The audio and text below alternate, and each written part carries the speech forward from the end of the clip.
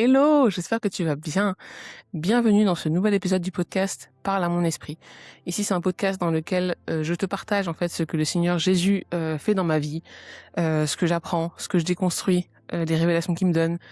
Et souvent aussi, je te partage des parcours de chrétiens qui m'inspirent, qui m'édifient, dans le but que nous soyons tous édifiés et dans le but que nous continuions à nous tourner vers Jésus, en fait. Quand on a peur, quand on a mal, quand on doute, quand on croit avoir la réponse, que toujours, notre marche avec Jésus soit focalisée sur lui, avant tout. Parce qu'il est notre berger, il nous veut du bien, il est mort à la croix pour nous sauver, et il veut une relation avec nous.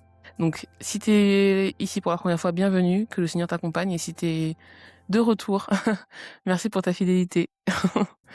Aujourd'hui, j'ai à cœur de parler d'un sujet un peu particulier. J'en ai jamais parlé, je pense, sur Internet. Et en fait, je vais te donner du coup la genèse. Pourquoi est-ce que j'ai senti qu'il fallait que j'en parle et pourquoi maintenant. Je vais t'expliquer en fait comment je me sentais dans mon corps pendant 36 ans, jusqu'à ce que je donne ma vie à Dieu. Et surtout comment c'est maintenant, qu'est-ce qui a changé et comment est-ce que... Parce que spoiler, hein, je suis passée par là et maintenant je suis libre. Donc comment je vais par rapport à ça. Ouais, donc du coup, le premier point, c'est en fait comment j'ai eu à cœur de parler de ce sujet-là, parce que moi, j'avais aucune intention de le faire. Je suis encore, le Saint-Esprit travaille avec moi dessus. Je suis encore très frileuse quand il s'agit de me mettre en avant. J'ai longtemps souffert voilà, de la peur du rejet, et cetera. Et du coup, j'étais partie dans l'exact opposé, en fait. Je cherchais à tout prix à être vue. Et maintenant que je suis en Christ, j'ai tellement de paix à être cachée que voilà, j'ai tendance à vouloir rester dans mon coin. Mais c'est le Seigneur qui veut que je parle et je témoigne surtout de qui il est pour moi, de ce qu'il a fait dans ma vie pour édifier d'autres personnes. Alors du coup, je m'exécute. Et Dieu a mis dans ma vie une personne fantastique dont je te parle souvent ici, une sœur qui se reconnaîtra forcément et qui elle s'auto-proclame bulldozer. C'est-à-dire que elle a pour mission dans la vie des gens, Dieu lui a donné un mandat de venir voir les personnes, les perles qui se cachent, et je parle pas que de moi bien sûr, hein, mais voilà, les perles qui se cachent parce que l'ennemi leur a foutu des coups. Et parfois ces personnes-là ne savent pas du tout qu'elles portent de l'or, mais pas pour elles, pour les autres. Et sa mission de vie, j'ai l'impression, en tout cas dans cette saison, c'est de les déterrer, d'aller les chercher dans leur caniveau et de faire resplendir la lumière que Dieu a mise en elles, dans leur vie, et de leur donner envie, en fait, du coup, de faire la même chose. En tout cas, c'est ma conviction et c'est un peu ce qu'elle a fait avec moi. Ce qui moi m'a touchée quand je l'ai rencontrée, c'est que, en fait, elle a une marque de vêtements chrétienne, et quand j'ai lu sa page, en fait, c'est la page à propos. Apparemment, on m'a dit que j'étais une des seules à la lire. Quand j'ai lu sa page à propos, j'ai vu tout de suite qu'elle avait un témoignage et qu'elle avait été pendant quelque temps dans la communauté LGBT. Et qu'après, Dieu l'a fait en sortir. Et en fait, alors moi, j'ai pas été dans la communauté LGBT du tout. J'ai frigoté avec des femmes. Mais surtout, aujourd'hui, ce dont je voudrais te parler, c'est le fait que pendant très longtemps, je me suis crue, en fait, homme dans mon corps. Ou en tout cas, j'ai été considérée longtemps comme un enfant, un garçon manqué. Parce qu'il y a des périodes où j'ai envie de m'habiller comme une femme, des périodes où j'ai envie de m'habiller comme un mec. Et en fait, je pense que très vite, l'ennemi a mis des choses en moi, dans mon cœur, a ouvert des portes vraiment cheloues. J'ai eu accès très, très vite à la sexualité, mais vraiment quand je dis très, très vite, c'est vraiment très, très, très jeune. Bien sûr, pas forcément, on peut pas avoir de consentement à moins de 18 ans, je pense. Toujours est-il que voilà, j'ai été très vite exposée à des choses auxquelles j'aurais jamais dû être exposée. Et en fait, ça m'a menée à faire des choix par la suite ou à croire des choses sur moi qui étaient complètement fausses. Et en fait, je vais pas rentrer dans le détail parce que jamais je voudrais exposer la vie des autres sur internet. Et il y a quelques semaines, j'ai déjeuné avec 2 amies. L'enfant d'une de ces amies, une fille, a commencé il y a pas longtemps à dire à tout le monde qu'elle avait, voilà, elle se considérait maintenant comme un homme. Et j'ai vu un peu tout le monde autour d'elle rentrer dans ce délire, dans ce truc-là parce que c'est dans l'air du temps, parce que, voilà, maintenant, partout où tu vas, la transidentité est de plus en plus acceptée partout, en tout cas en France et dans les pays européens. Et là où avant, moi, je pensais que c'était vraiment la plus belle expression de soi. Et vraiment, hein, je te dis, j'étais dans un délire pour moi, les transgenres, les personnes transgenres étaient des personnes qui vivaient vraiment dans une liberté, en fait. C'est à ça que je les identifiais. Et maintenant en fait, maintenant que je suis en Christ et maintenant que je sais ce que c'est que les prisons mentales, je sais ce que c'est que, la blessure, je sais comment est-ce que le diable, voilà, je commence à discerner en fait comment le diable agit dans la vie des gens pour leur faire croire des choses sur eux-mêmes alors qu'elles sont fausses et c'est pas ce que Dieu dit des gens en fait. Et ben maintenant ça m'alarme en fait et ça me rend vraiment très, très triste. Quand je voyais cet ami-là parler de sa fille, en utilisant des mots comme «il», en se croyant au summum de l'acceptation, au summum du coolisme et du wokisme et j'ai même vu des spectacles woke, hein, et cetera. J'étais vraiment à fond dedans et ben, j'étais vraiment triste et en fait, dans ma tête, je disais: «Mais ne voyez-vous donc pas le lien? Il y a des choses dans sa vie à cet enfant», parce que, cet enfant, a 15 ans, je crois et je me dis: «Mais vous ne voyez pas les liens, les gros trucs? Il y a des éléphants dans la pièce. Et c'est évident parce que qui peuvent expliquer, en fait, en tout cas, cette attirance vers ce genre de pratique, en fait, ce genre de croyance. Parce que quand on est détruit à l'intérieur et qu'on a une soif de vérité et qu'on l'a pas, on croit que le problème vient de nous, on croit qu'on n'est pas dans le bon corps, on croit qu'on n'est pas dans la même famille, on croit qu'on n'est pas dans le bon pays. Enfin, il y a vraiment une sorte d'auto-rejet, en fait, qui fait qu'on va poursuivre ce genre d'idées et hem et c'est délétère. Et en fait, la conviction que j'avais, c'était: «Mais bon sang, il y a pas si longtemps que ça, tu m'aurais demandé si je me sentais homme ou femme dans mon corps et je t'aurais répondu: "Je sais pas"».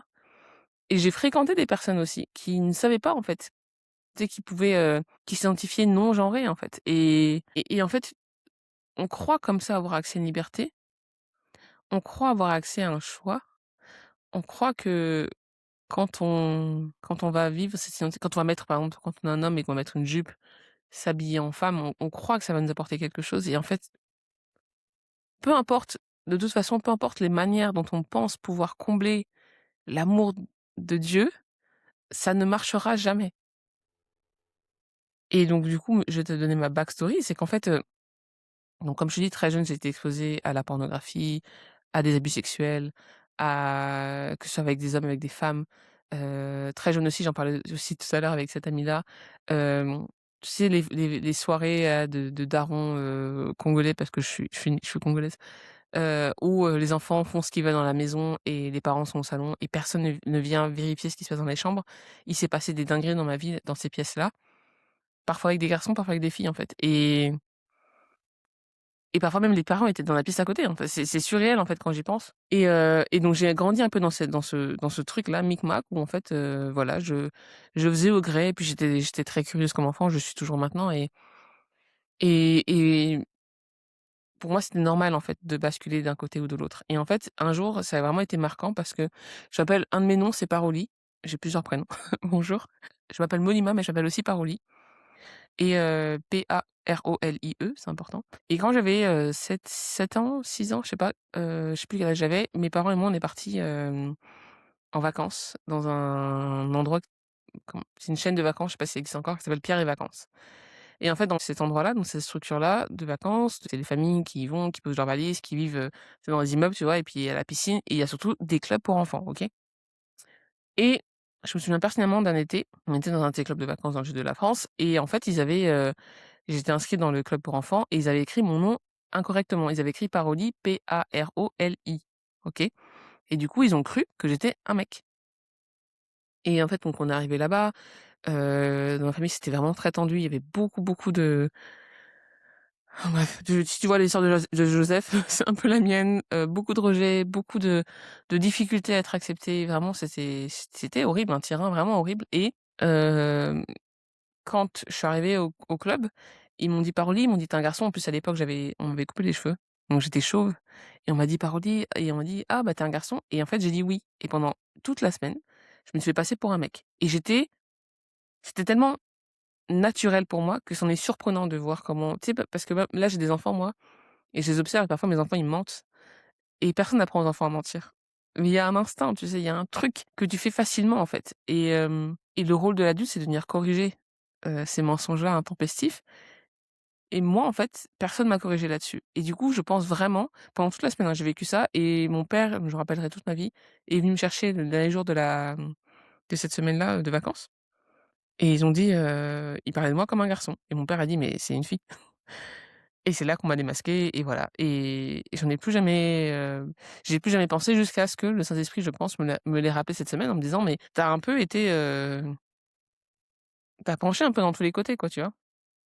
Et je sais aussi parce que j'étais l'aînée de la famille et je suis une fille et du coup c'est dur quand tu es l'aînée de la famille, que tu une fille, surtout dans les milieux un peu congolais, un peu traditionnalistes et j'avais cette conviction que si j'avais été un garçon, ma vie aurait été beaucoup plus simple.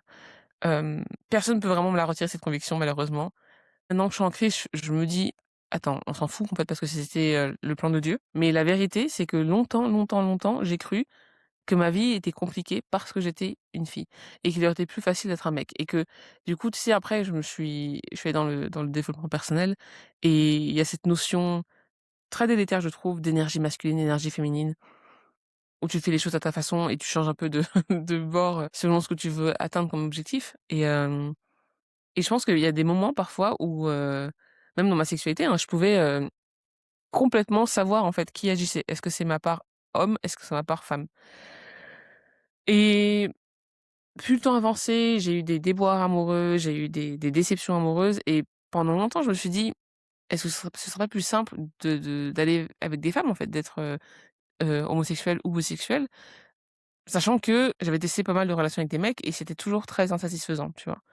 Voilà, je t'expose un peu, heu, d'où je viens, en fait et pourquoi est-ce que je crois réellement que ce débat qu'on a avec la transidentité, avec la sexualité, l'homosexualité est en fait un non-débat.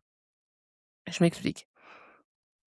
Christ, Jésus, Dieu, ne fait pas d'erreur. Il s'est pas trompé sur ton genre, sur mon genre. Il a un plan absolument parfait pour ta vie, pour la mienne. Et à partir du moment, en fait, où on accepte l'idée qu'on vit dans un monde déchu, il faut aussi accepter l'idée que les idées de ce monde, qui viennent de ce monde et qui nous apportent une sorte de complaisance, sont detrimental, vont nous détruire, en fait, de l'intérieur. Comme je te disais, avant, quand je voyais quelqu'un de transgenre, je me disais: «Oh là là, cette personne est libre. Cette personne s'exprime, cette personne laisse enfin s'exprimer tout ce qu'elle est à l'intérieur» et en fait, je pense que et attention, aujourd'hui, je te parle d'homosexualité, je te parle de transgenre, je pense que quand on n'est pas en Christ, peu importe la cage dans laquelle on se trouve, on est enfermé, en fait, dans des prisons, d'accord? Donc pour moi, il y a Christ dit dans sa parole: «J'ai mis un choix devant toi, la mort ou la vie, choisis la vie» et pour moi, si tu pas Christ, tu as la mort, tout simplement et quand tu donnes ta vie à Christ, il vient pas te chercher en te disant, il y a pas de condamnation quand le Saint-Esprit travaille en toi, travaille ton cœur pour donner ta vie au Seigneur. Il y a pas de condamnation. En revanche, tu ne vas pas rester tel que tu es. Donc tu viens à Christ avec toutes tes casseroles et lui, petit à petit, il va t'aider avec un amour infini à te détourner de toutes tes voies, d'accord? Que tu viennes à Christ si tu es accro au porno, ou que tu viennes à Christ si tu es transgenre, que tu viennes à Christ si tu es accro à l'argent, que tu viennes à Christ si tu es accro à la drogue, c'est le même truc en fait. Tu es dans le péché, tu es mort, à cause de tes péchés en fait. Quand tu entres dans ta vie avec Christ, tu revis et tu renais et donc pour moi c'est la même chose, la même sorte de perdition, c'est juste qu'en fait, le monde actuel dans lequel on vit ne le voit pas comme ça et voit ça comme des expressions de la liberté, expressions du libre arbitre. Il y a toujours cette forme de et en plus on met le mot liberté là où c'est pas du tout juste en fait parce que, hem, je n'ai encore jamais rencontré vraiment et j'ai cherché, hein. J'ai cherché, j'ai sondé, j'ai sniffé et je peux te dire que Christ m'a donné une capacité à analyser les personnes en fait. Donc je connais pas de personne qui soit sans Christ et qui soit profondément heureuse, qui soit sans Christ et qui soit vraiment ancrée dans quelque chose qui soit, permanent, tu vois? Oui, comme toute forme de drogue, tu vas avoir un moment où tu vas planer, mais tu vas toujours redescendre par terre et c'est pour ça que ça me fait mal, en fait. Je me dis: «En fait, on est encore en train de célébrer des choses que Christ a déjà condamnées. On est encore à trahir la parole de Dieu». Tout à l'heure, je disais à mon ami, du coup, il y a des gens qui osent dire, par exemple, tu sais que quand, dans l'évangile de Marc, par exemple, on est dans Marc 1 parce que c'est comme mieux de lire la parole. Dans Marc 1 verset 4, il est écrit: «Jean parut baptisant dans le désert et prêchant le baptême de repentance pour le pardon des péchés. Tout le pays de Judée et tous les habitants de Jérusalem se rendaient auprès de lui et, confessant leurs péchés, ils se faisaient baptiser par lui dans les eaux du Jourdain». Et en fait après, donc on est au verset 14 et il est écrit: «Après que Jean eut été livré, Donc Jean a été enfermé en fait, Jean Baptiste. Après que Jean ait été livré, Jésus alla dans la Galilée, prêchant l'évangile de Dieu. Il disait: le temps est accompli et le royaume de Dieu est proche. Repentez-vous et croyez à la bonne nouvelle. Donc ça, c'est ce que Jésus disait quand il allait prêcher la bonne nouvelle, d'accord, l'évangile de Jésus. Et en fait, il y en a qui osent dire, du haut de leur chair, avec toute l'audace que Satan leur donne, ils osent dire que le mot grec pour repentez-vous, c'est métanoïa. Ça veut dire changer, en fait, transformez-vous. Et ils osent dire que Jésus était queer parce que métanoïa, c'est changer de forme, en fait. Toi et moi, on sait qu'on est dans les temps de la fin. On sait que l'ennemi va faire toutes sortes de tactiques bizarres pour pouvoir éloigner un maximum d'enfants de la voix de Dieu. Et c'est pour ça qu'en fait, je me sens aujourd'hui appelée à dire ce que j'ai vécu parce que j'ai cherché la liberté. Je l'ai cherché toute ma vie, dans toutes ses formes. J'ai expérimenté pas mal de dingueries, en fait.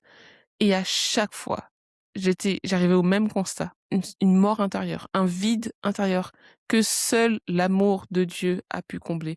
Et quand je vois la transformation qu'il m'a donnée en 1 an et demi, là, vraiment, où presque tous les... on est... Il est affairé à traiter tous mes dossiers en même temps. Je sais pas pourquoi il me donne une formation express, j'en sais rien, c'est que sa grâce.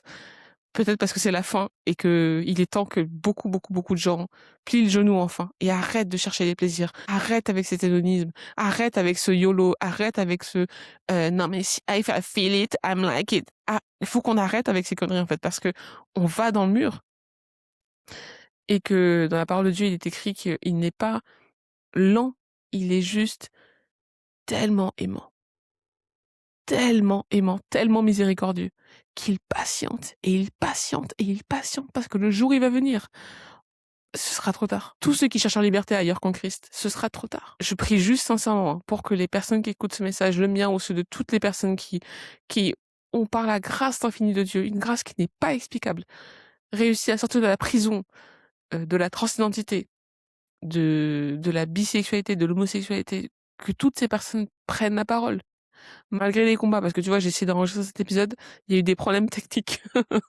Donc, je prie vraiment pour qu'on soit tous prêts à dire ce que Christ a fait en nous, pour libérer les captifs, annoncer la bonne nouvelle aux pauvres, et proclamer que le royaume des cieux est proche, et qu'il faut se repentir. Il faut se détourner de nos voies, il faut changer, se transformer, et laisser l'Esprit de Jésus agir en nous, parce qu'il n'y a pas de liberté sans Jésus. Il n'y a pas. Pareil d'une chanson que j'écoutais quand j'étais petite, j'avais 10 ans, et j'écoutais l'album en boucle. Et je sais pas si c'était prophétique ou pas. Mais en tout cas, cette chanson-là, qui s'appelle Qui est Yesu, de Matou Samoué, je la mettrai en barre d'infos. C'est vraiment une chanson old school. Et en fait, dedans, cet homme, il dit tout ce dans quoi il a cherché la paix, et il a jamais eu. Et je pense que c'est le résumé de ma vie, en fait. Et c'est pour ça que je sais qu'il y a un Dieu qui siège sur son trône et qui est le prince de paix, parce que le jour où je l'ai rencontré, cet homme, cet être, qui s'est incarné, la parole incarnée, et qui est venu sur Terre. Le jour où je l'ai rencontré, j'ai eu la paix, et ça fait 1 an et demi que je surfe sur cette paix-là. Et je vais conclure là-dessus. Et j'ai prié pour toi ma prière préférée, parce que... why not? C'est Dieu, il disait dans Deutéronome que ce livre ne s'éloigne jamais de ta bouche.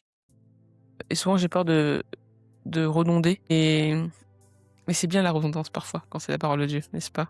On est dans Éphésiens 3, versets 14 à 21, pardon.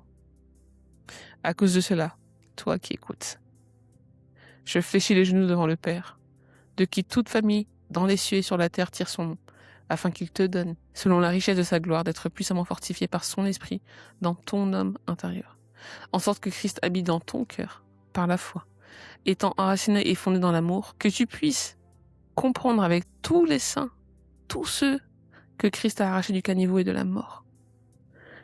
Quelle est la largeur, la longueur, la profondeur et la hauteur, et connaître l'amour de Christ qui surpasse toute connaissance, en sorte que je puisse être rempli jusqu'à toute la plénitude de Dieu. Or à celui qui peut faire, par la puissance qui agit en toi, en nous, infiniment au-delà de ce que nous demandons ou pensons, à lui soit la gloire dans l'Église et en Christ, dans toutes les générations au siècle des siècles. Amen. Je prie, ami, que tu arrêtes de chercher la liberté ailleurs qu'en Christ. Ouvre les yeux, ouvre ton cœur, et laisse Saint-Esprit faire son travail. Sois béni. Bye.